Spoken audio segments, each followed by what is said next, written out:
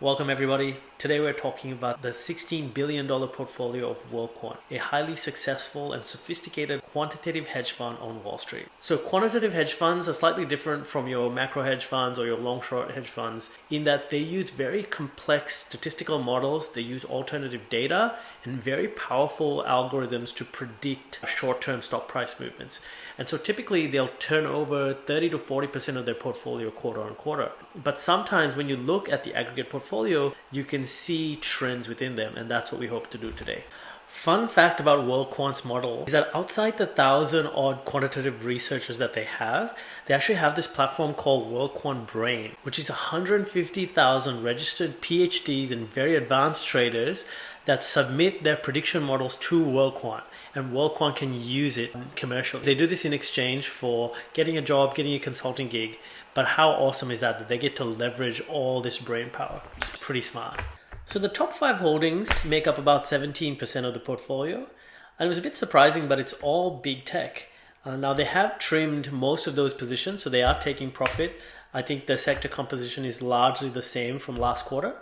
But interestingly, Apple, which is their largest holding, and which was quite unpopular with a lot of the funds last quarter, it seems like WorldQuant have taken a contrarian bet and doubled down. They've increased their stake by about $225 million, and that allocation is about 40% higher than it used to be, which is super interesting. So it hints to a part of WorldQuant's strategy of owning monopoly businesses, because there are 2 other trades that are consistent with this thesis. Another business that has monopolistic tendencies is Lind.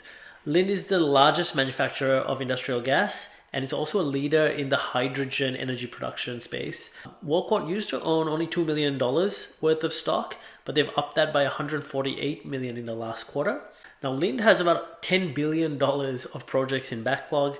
They've been increasing dividends for the past 30 years. Their operating margin can be expanded at will because of their pricing power. I think last quarter alone, they've expanded it by 30%.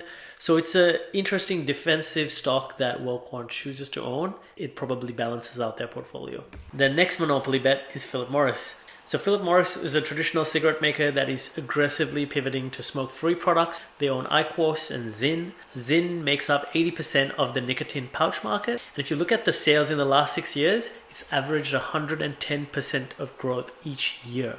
WorldQuant used to own $25 million of this stock. They've upped it by $130 million, signaling that this is a business that they want to own for the long term given its growth. So it looks like WorldQuant wasn't the only fund that saw the potential in Philip Morris. There were 338 funds investing for the first time in the company, while 115 exited their positions. There was $47 billion of inflows into this company across the funds compared to the previous quarter. So it seems like this has been a bet across the market to stabilize portfolios and give some predictable returns. The stock is up 50% in the last 6 months. The future focus bet in this portfolio that caught my eye is MasterCard. So a few months ago, MasterCard announced Agentic Pay, where a consumer could pre-authorize their AI agent to go do their shopping online and make purchases for them. Now, Visa followed suit not long after. I think this is a growing space, and therefore WorldQuant has made a $100 million bet,